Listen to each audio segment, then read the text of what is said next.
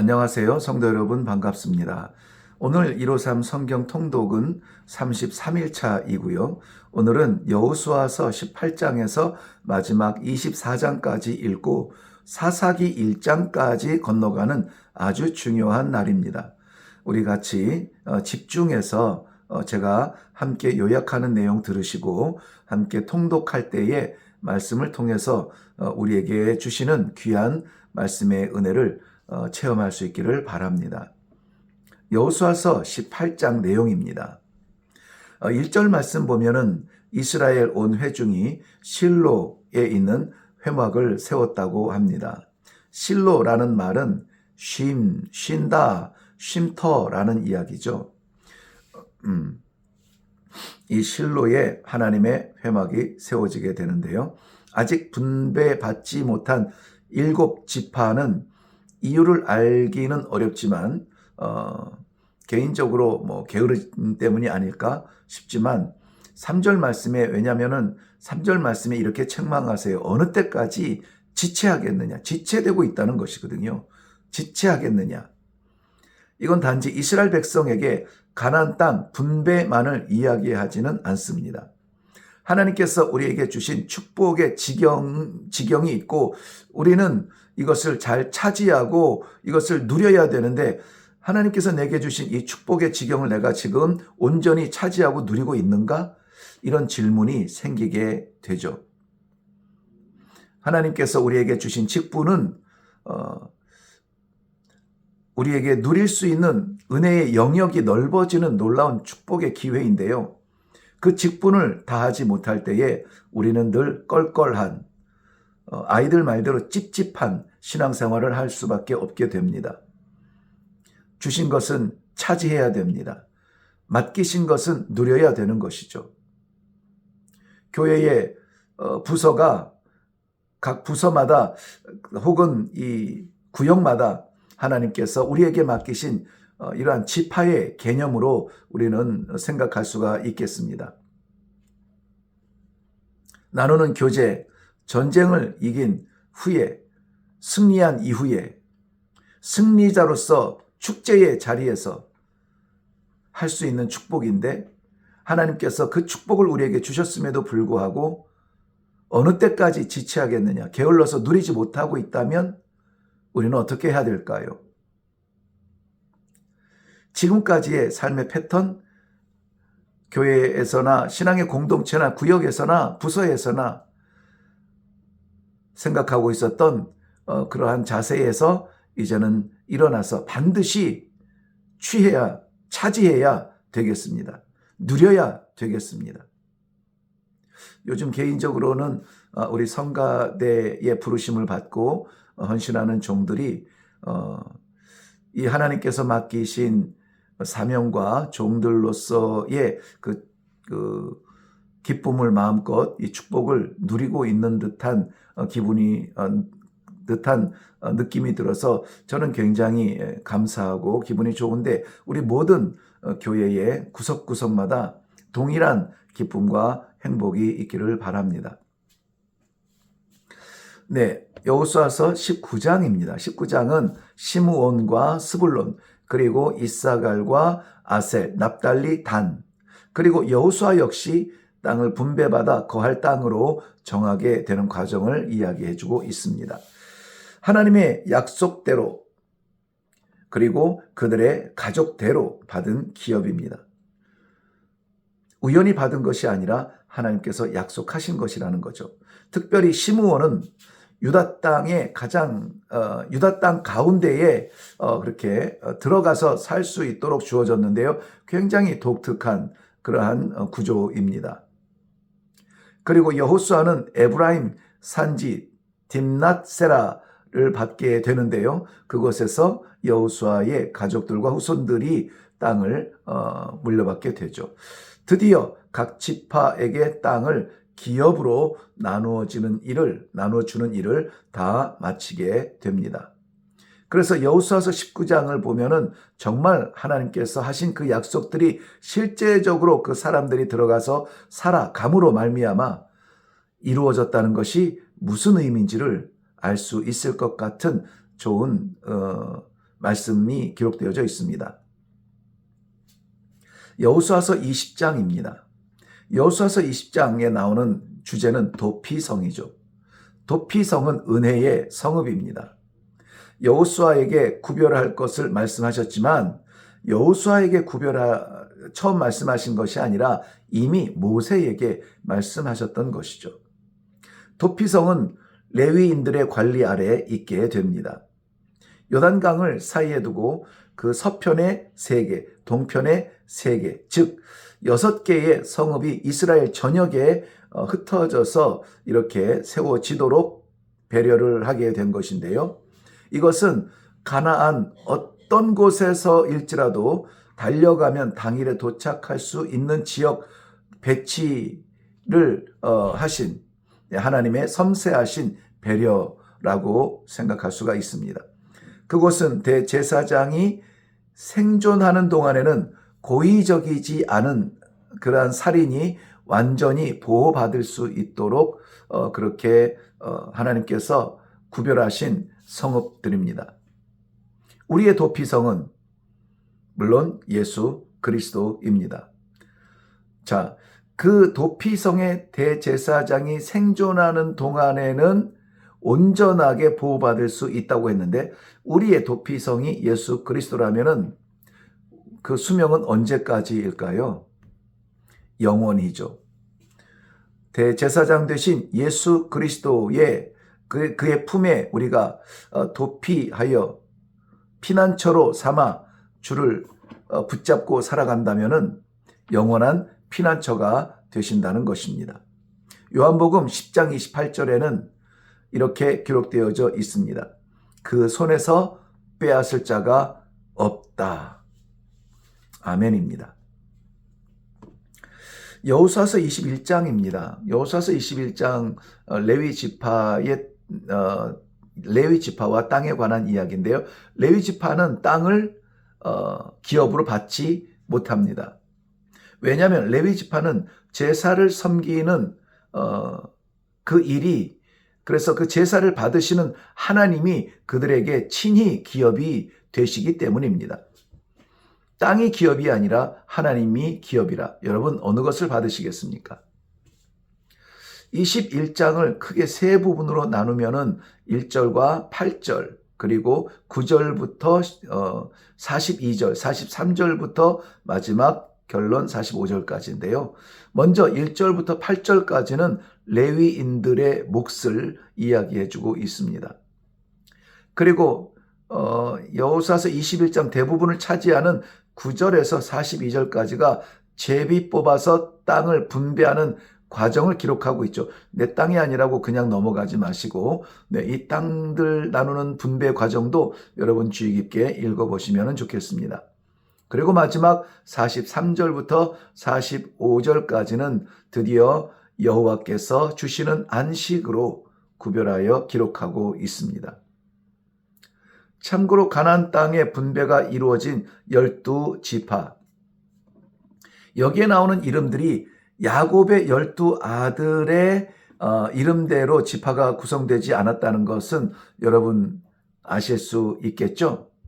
왜냐하면 이 12지파가 땅을 받았을 때에 레위 지파는 받지 못하였습니다. 그렇다면 이 땅의 분배에서 레위 지파는 빠져야 되겠죠. 그리고 요셉 지파, 야곱의 12아들 가운데 11번째 아들인 요셉의 이름도 있지 않지 않습니까? 그래서 레위 지파가 빠졌고 요셉이 빠지면 10개 지파인데요. 레위 지파는 결국은 땅을 지분으로 받지 못합니다. 그러나 요셉 지파, 요셉에게는 하나님께서 갑절의 은혜를 약속하셨고 그 갑절이 무엇이냐? 결국은 자기의 2 아들 므낫세와 에브라임이 요셉의 그 지부, 요셉이 받을 땅의 기업을 2개를 받게 돼요. 그래서 다시 12지파가 형성이 되게 된 것입니다. 모두 다 아는 이야기겠지만은 새롭게 듣는 분들 이해가 되면 좋겠습니다. 여호수아서 22장입니다. 가나안 땅 모두 분배하고 여호수아는 약속대로 요단강 동편에 자리 잡은 므낫세 지파, 갓 지파 그리고 르우벤 지파, 갓 지파 그리고 므낫세 반 지파를 요단강 너머 동편으로 돌려보내죠. 그런데 그들을 돌려보내고 나서 문제가 생깁니다. 뭐냐면 동편으로 건너간 요단강 중심으로 해서 동편으로 건너간 루벤 지파, 갓 지파, 므낫세 반 지파가 요단강가에 제단을 쌓은 것입니다. 요단강 그 곁에다가 제단을 쌓았을 때에 요단강 서편에 즉 약속하신 가나안 땅에 자리 잡게 된 이스라엘 동족들과 전쟁이 일어날 판입니다. 왜냐하면 제단이라고 하는 것은 한 하나님을 섬기는 저들 민족의 제단이고, 만약에 또 다른 제단이 생긴다면 그것은 이중 제단이 되어서 다른 민족을 형성하겠다는 그러한 모습, 그러한 표현으로 보여지기 때문에 하나님을 진노케 하며 이 민족은 그것을 감수할 이유가 없었던 것이죠. 그래서 저 제단을 없애버리고 아예 요단강 동편의 땅을 포기하고 우리가 하나로 모여야 된다. 일촉즉발의 순간이었던 것입니다. 그런데 그때에 요단강 동편에 즉 루벤 지파, 갓 지파, 므낫세 반 지파가 머물러 있는 그쪽 땅에 있는 이 세 지파가 이 제단을 세우게 된 이유를 이렇게 설명합니다. 오랜 세월이 지난 후에 가나안 땅의 분깃을 받지 못한 이유를 우리의 자손들이 물어보면 어떻게 대답할 것입니까? 우리도 그들과 동일한 하나님을 섬긴다는 것을 증명해야 되지 않겠습니까? 이것은 그 증거가 될 것입니다. 그 이유로 자기들이 후손들에게 설명할 제단을 쌓았다는 것입니다. 요단강으로 인해서 분리된 민족이 아니라 요단강으로 인해서 지역적으로 분리됐을지라도 우리는 한 하나님을 섬기는 민족이라는 것을 설명해야 된다는 것입니다. 이렇게 전쟁의 위기까지 감수하고서라도 세운 이 제단, 결국 하나님 앞에 하나라고 하는 이 다짐의 순간이 되었습니다. 우리 후손들이 우리의 가문에 대하여서 물어볼 때에 대답할 수 있는 그 무엇, 그 흔적, 전쟁을 불사하고서라도 세울 우리의 제단 세워야 되지 않을까 생각이 되어집니다. 여호수아서 23장입니다. 여호수아서 23장은 23장과 24장을 같이 연결해서 보게 되는데요. 여호수아의 마지막 유언의 내용입니다. 누군가의 유언 앞에서는 우리는 누구라도 겸손한 마음으로 읽어야 합니다. 마지막 메시지이기 때문에 그렇습니다. 마치 신명기 31장부터 33장은 모세의 유언과도 같은 이야기 아니었습니까? 네, 오늘 여호수아의 유언을 한번 들어보면 유언의 포인트는 5절입니다. 5절 말씀을 보시면 이렇게 기록되어져 있습니다. 하나님께서 주시기로 한 모든 것을 차지하라는 것이죠. 하나님이 약속한 것을 구경하지 말고 차지하라는 겁니다. 6절, 7절 보면은 하나님의 말씀에 순종하라고 말해요. 이 차지할 수 있는 유일한 방법, 순종입니다. 그것을 방해하는 우상의 덫이 있지만은 우상의 덫에 빠지지 않기를 바라는 간절한 마음을 담고 있기도 합니다.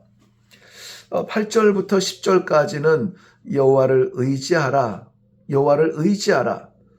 그러면 승리할 것이다 라고 이야기하고 있습니다. 이것이 결국은 여호수아의 유언의 중심입니다. 그리고 14절에 건너가서 보면은 하나님의 약속은 반드시 이루어 주신다고 도장을 꽉 찍고 있죠. 이스라엘 백성들이 당하는 진노가 있다면 이유가 있습니다. 어려움이 있다면 이유가 있습니다. 15절 16절에 보면은 다른 신, 즉 우상을 섬기는 것이었습니다. 난관을 겪고 있다면 10절 말씀을 한번 보세요. 이해할 수 없는 어려움을 당하고 있다면 10절 말씀을 한번 보세요. 견디기 힘든 일 앞에 있다면 10절 말씀을 보세요. 그리고 이렇게 읽으세요. 너희 중 한 사람이 1000명을 쫓으리니 이는 너희의 하나님 여호와가 너희를 위하여 싸우심이라. 내가 아니라 여호와께서 싸우신다는 것입니다. 아멘입니다. 네, 우리 여호수아서 24장을 읽습니다. 24장은 여호수아의 마지막 훈계 그리고 그의 죽음을 기록하고 있는데요. 흠도 없고 완전한 등장부터 마지막 오늘까지 여호수아는 약점을 보지 못했는데요. 그가 스스로 고백한 나이가 많은 것 말고는 정말 이 흠이 없는 영웅도 마지막이 있습니다. 우리는 땅 위에서 영원하지 않습니다. 지혜 있는 사람은 그것을 알고 대비합니다. 전심을 다해서 남긴 그의 마지막 교훈은 하나님의 주권을 인정하라며 강조한 그의 믿음입니다. 그의 백성을 택하시고 인도하시고 지키시는 그 은혜를 기억하라는 것이죠. 여호수아가 알고 있는 인생의 해답은 오직 여호와를 섬기는 것이었습니다. 이것을 이스라엘, 즉 그가 목숨 걸고 목숨 바쳐 사랑한 그의 백성들이 알기를 원했던 것입니다. 저도 우리 사랑하는 모든 성도들이 오직 여호와를 섬기는 인생의 해답을 붙들고 살아갈 수 있기를 바랍니다. 네, 우리 이제 사사기를 들어가게 되는데요. 사사기는 참 안타깝고도 흥미진진한 그러한 이야기들이 전개가 되고 있습니다. 왜냐하면 사사기는 여호수아서 뒤에 이어서 오고요. 역사적으로도 그렇습니다. 그런데 오직 여호와만 섬기라고 하는 여호수아의 마지막 유언을 여러분 기억하시죠? 그것이 전승되지 못한 안타까운 결과들이 나타나는 곳, 사사기입니다. 사사기는 하나님께서 이 사사들을 세우시는 어떤 우리들이 믿음의 영웅들로 많이 생각하죠. 뭐 기드온이라든지 삼손이라든지 뭐 이런 사사들의 등장을 우리가 주목하게 되는데요. 사람을 주목하지 않는 것은 뭐냐면 왜 그들을 세우셔야만 했는가 하는 것이죠. 왜 사사들을 세우셔야 했는가? 그것은 간단하게 말하면은 이렇습니다. 사사들을 세워서라도 구하지 않으면 안 될 만큼 이스라엘 백성들이 망해가고 있다는 것입니다. 왜 망합니까? 오직 나와 내 집은 여호와를 섬기겠노라. 너희도 그랬으면 좋겠다. 간절한 여호수아의 이 유언적 선포가 전승되지 않았기 때문입니다. 그래서 저들은 우상을 섬기고 이방의 신들을 따라가며 이방 사람들의 삶의 패턴을 흉내내는 범죄 가운데 빠지게 되죠. 그럴 때 하나님께서는 저들을 가르치시기 위하여서 이방을 들어서 막대기로 사용해서 그의 자녀들에게 회초리를 내듯이 때리십니다. 그러면 저들은 그 고통 때문에 아이고 하나님 잘못했습니다. 회개하게 되고요. 하나님은 그들의 눈물의 회개와 고통의 아우성을 들으시며 그들을 건지시기로 작정하시고 구원하시기로 작정하시고 사사들을 세우는 것입니다. 이것이 반복되고 또 반복되어지고 또 반복이 되어지는 것이죠. 그 내용을 우리 1장을 먼저 대표적으로 보겠습니다. 사사기 1장입니다. 사사기를 시작하면서 분위기는 뜬금없이 7절 말씀 보면 1장 7절 아도니 벳색을 통하여 심은 대로 거둔다는 교훈을 남기게 됩니다. 아마 이 교훈이 계속되는 사사기의 기초가 되지 않을까 그렇게 생각이 되는데요. 악을 심고도 편한 것은 같은 색깔인 악함밖에 없습니다. 죄를 짓고도 부끄럽지 않은 것은 죄인의 자리밖에 없다는 것이죠. 선을 심으면 선의 영광을 거두게 될 것입니다. 악을 심으면 악의 고난을, 악의 결말에 다다르게 되겠죠. 네, 본격적인 사사기의 시작은 3장 7절부터 시작이 되는데요. 그 전에 사사를 세우셔야만 했던 배경을 다시 한번 우리 기억할 수 있기를 바랍니다. 그것은 바로 쫓아내지 못한 남겨진 가나안 족속들, 그 족속들이 씨앗이 되고 이스라엘 백성들은 그 족속들을 흉내내기 시작하면서 믿음의 균열이 일어나는 것입니다. 그러나 그럴 때마다 포기하지 않고 하나님께서 사사를 세우신 것, 이것은 하나님이 그의 백성들을 향한 포기하지 않는 은혜라고 저는 믿습니다. 그래서 사사의 영웅적인 이야기가 아니라 이것은 하나님의 포기하지 않는 사랑을 깨닫는 데에 이 사사기서를 읽으면서 우리는 이해할 수 있기를 바랍니다. 네, 여러분 수고하셨습니다. 오늘도 승리하시기를 바라고요. 세상 것 흉내내지 않고 여호와만 섬기는 복된 하루가 되기를 바랍니다. 수고하셨습니다.